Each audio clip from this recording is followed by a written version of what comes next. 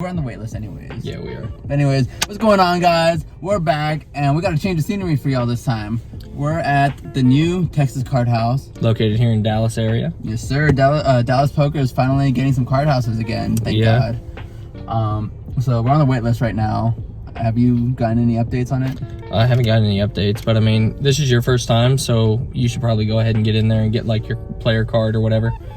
Yeah, he's been here before. Once I came to check it out yesterday. And this is my first time, so it's looking like it's going to be a pretty nice room. Probably going to be out here pretty often. Yeah, we're going to try to get on the live stream, find out more about it today. Hopefully get on there soon. Hopefully they let us film. You know, I tried to talk to the floor about it yesterday, but he was extremely busy. It was only their second day open, so they're definitely still figuring all that out. We'll figure it out. If anything, we'll do Andrew Nemi style. Yeah, come out here and tell you all about how poorly we've played. But either way, I thought you do it. Whatever. All right. We'll whatever. We scuffed it. See y'all on the felt. There we go.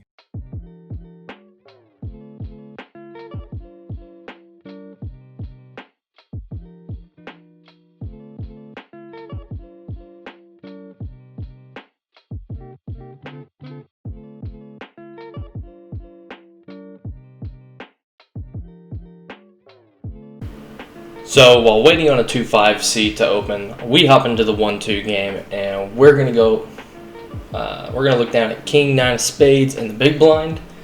The button's gonna open to $10. We're gonna defend, and we're gonna go heads up to a flop of Ace 10-6 with the Ace of Spades. Button is going to fire 15 after I check it to him.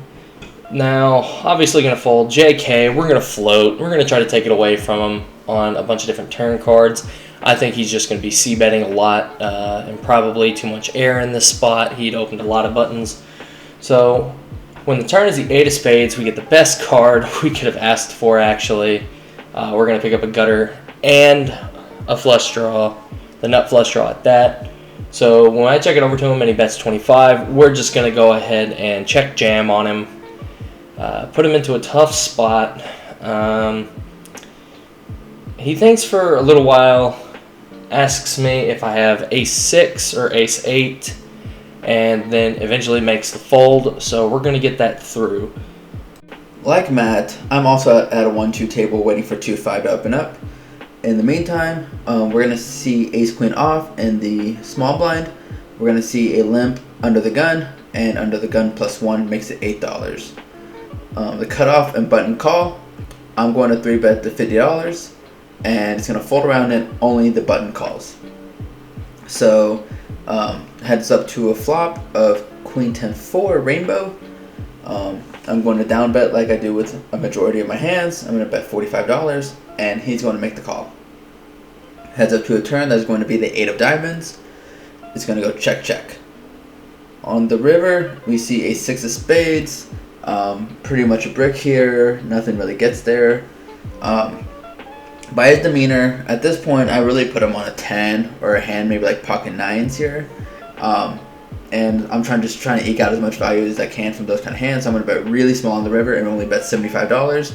And after a little bit of tanking, he's going to end up making the call. We flip over our hand and we are good. So we're in a decent sized pot in the 1-2 while waiting for the 2-5.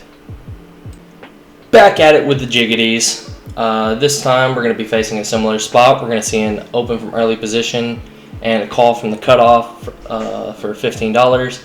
I 3-bet to 55. I think that's a mistake. I think I need to be sizing. I need to be sizing bigger here. Obviously, I can't remember if it was a misclick or if I'm just stupid. It could very easily be a combination of both.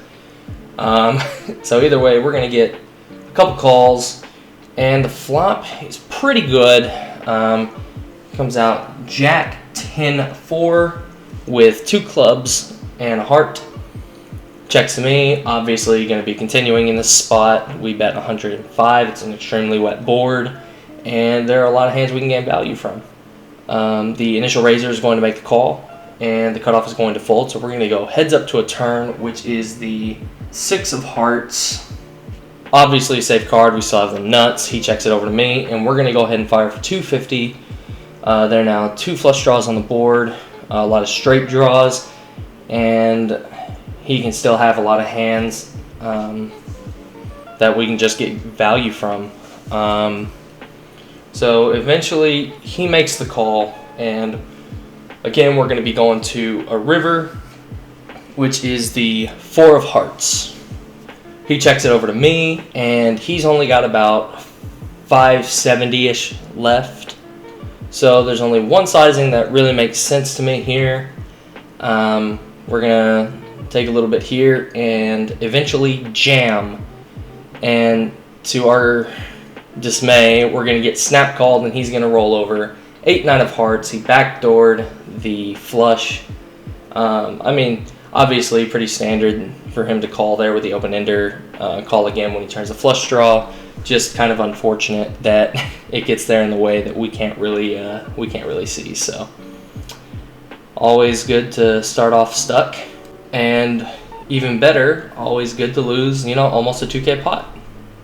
Alright, so to avenge my buddy Matt here, I'm going to look down at pocket kings.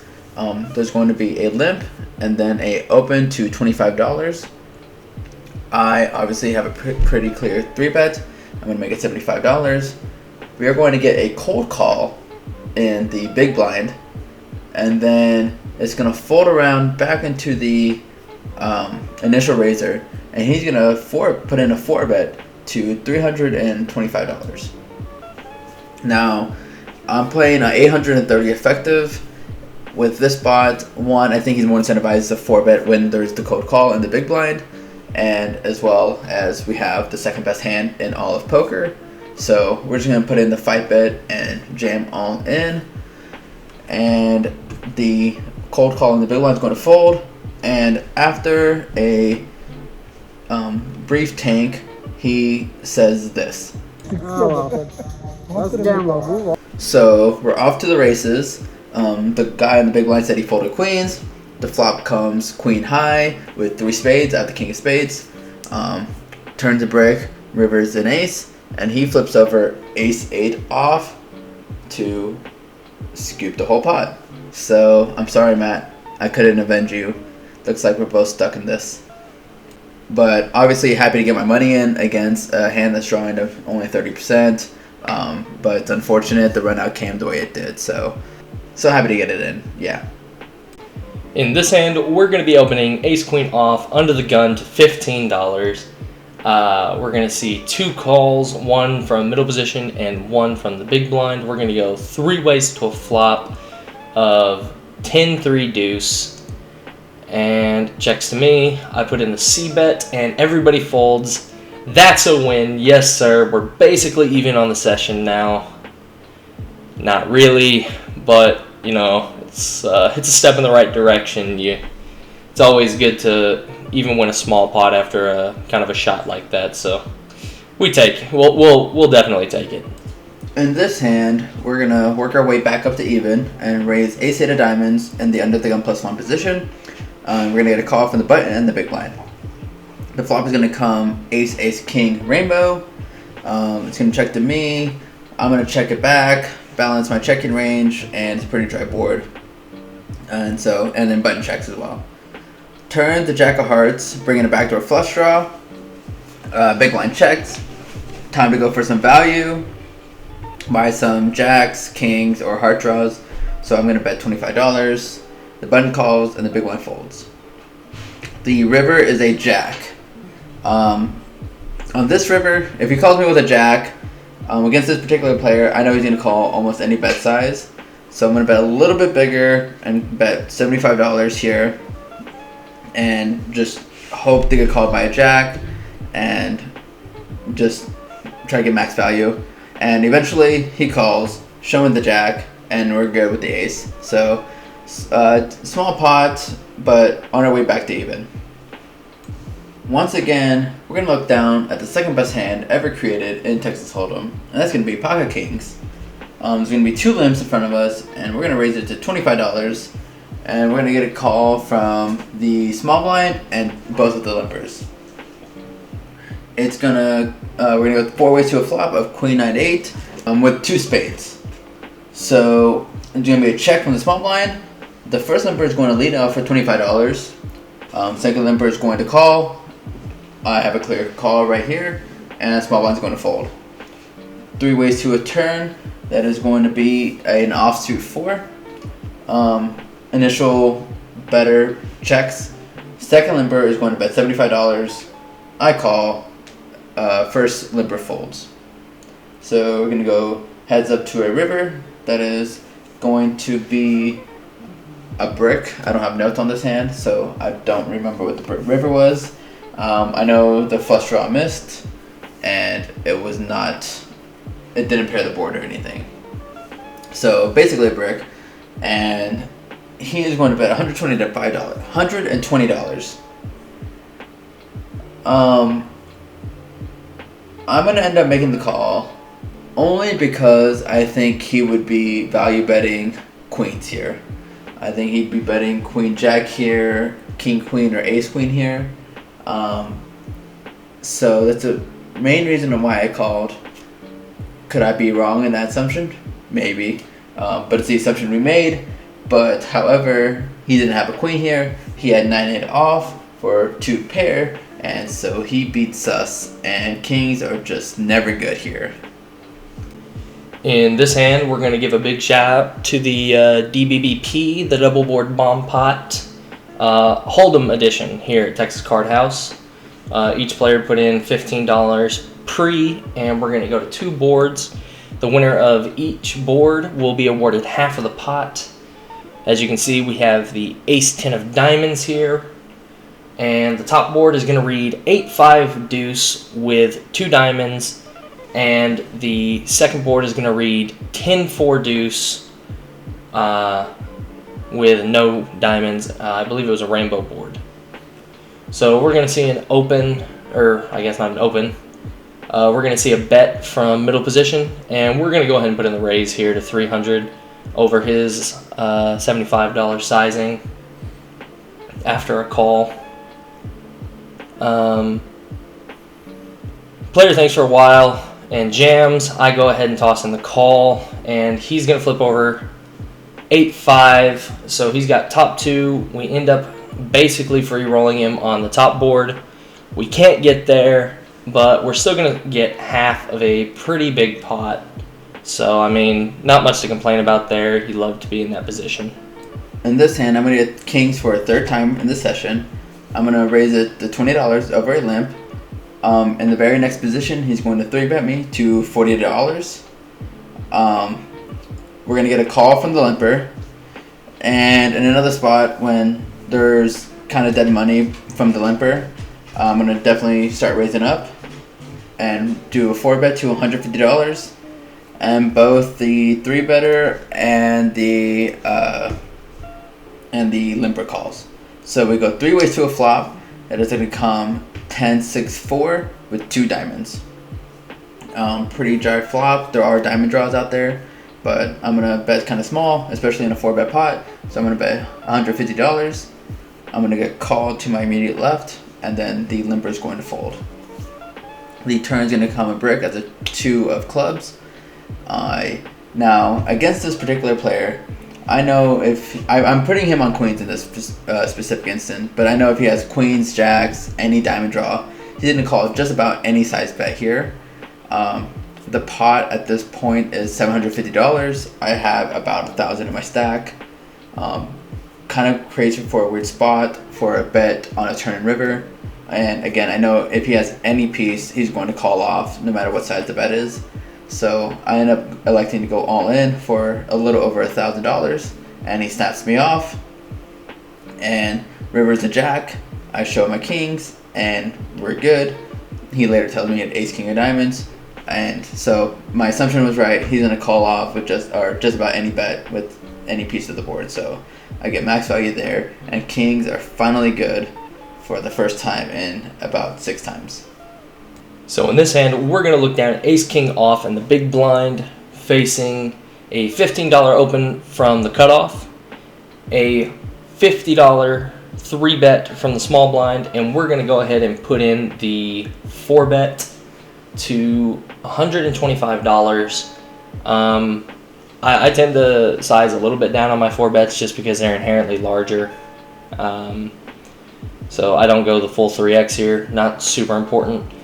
Initial raiser folds, and we're going to get a call from the small blind. We're going to go heads up to a flop of 10-9-4, all hearts. He's going to check it over to me. We decide to go ahead and fire a C-bet of $125. And after some deliberation, my opponent is going to raise to $275. So this is actually kind of a weird spot. He can definitely have some sets, maybe exactly ace queen, ace jack of diamonds, or I mean ace queen, ace jack of hearts. But we're actually still ahead of those hands. Which, also, if he's got like queens or jacks or some sort of overpair that he's protecting against, we're going to have the flush draw and 2 overs. So we're still going to be basically a coin flip. Given all that, I decided to go ahead and try to maximize my fold equity and just jam on him for roughly $700-800 total. I believe it was $800 after the final count. He sighs and makes the call quickly, and the board is going to run out. No help to us. 4 offsuit 4, and then an offsuit 7. We table ace king, and we are actually good against ace queen off with the ace of hearts.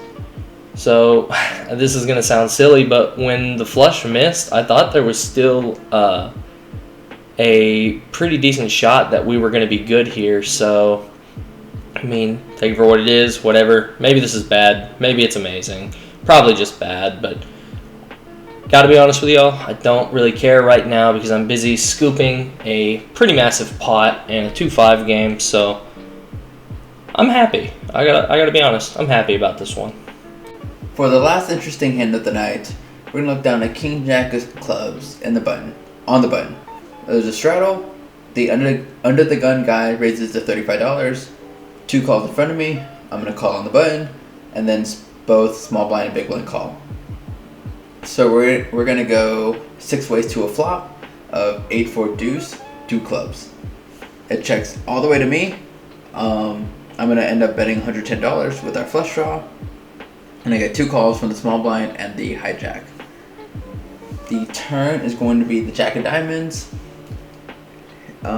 Checks to me. Here I decided to do a little bit of pot control.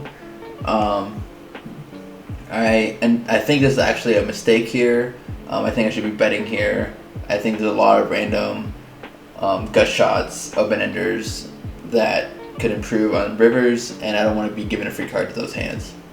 So ultimately I think I messed up by checking on the turn, but it is what it is.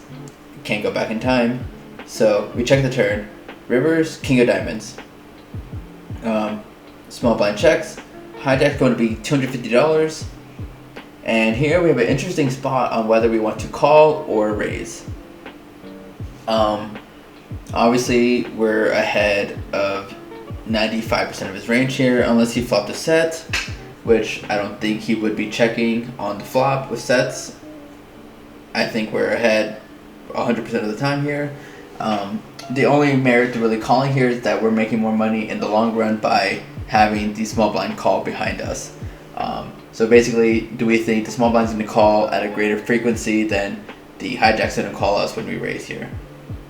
Ultimately, I decided on a call, hoping the small blind would call.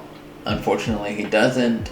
However, the hijack showed us just a 4, so I don't think we're getting called by him anyways. So I don't hate my play regardless. But we scoop a nice pot with 2 pair and building our chip stack.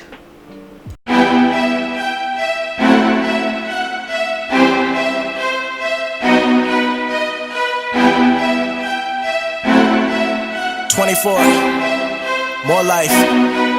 Yeah, New Year, same me. I've been killing these beats. I've been bringing the heat. I've been feeling more free. People change around me. Lot of shit built up. Now I gotta let loose. People looking for love.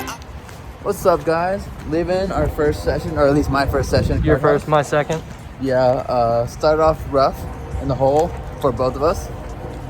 But Both got stacked, you know, just bink, easy game. yeah, King's never good. Sal Until sucks they with are. kings until they are. Until they he is. are. Until he is. But yeah, we fought back, played a little bit of PLO at the end. Didn't get any of that. You won't see that. I Yeah. only won like $50 at PLO anyways. Yeah, I think I ended up dropping like $75 or something, but it wasn't anything unserious. But oh, that's my card. Okay. But yeah, up 2,100 for the session. So good first time at Card House. Up 262. Yeah. Basically as good as Sal did. Hey, we take a double tag team win. Oh man. I'll take the win, but that was kind of rough. I was card dead for. Oh yeah. I got called a nit today. That was wild. I'm not gonna lie. But anyways, guys, thanks for watching. Hope you like the change of scenery. Where are we going? We have to finish the. Well, I mean, I can sit down and you can sit down in the front. You want me to hold your hand? Anyways, thanks for watching, guys. Leave a like, comment, subscribe. Tell us what you think about the new location. I feel like a douchebag doing this. I really do. What? Recording? Yes. Like, comment, Thanks for watching, subscribe. guys. Yeah. Thanks, guys.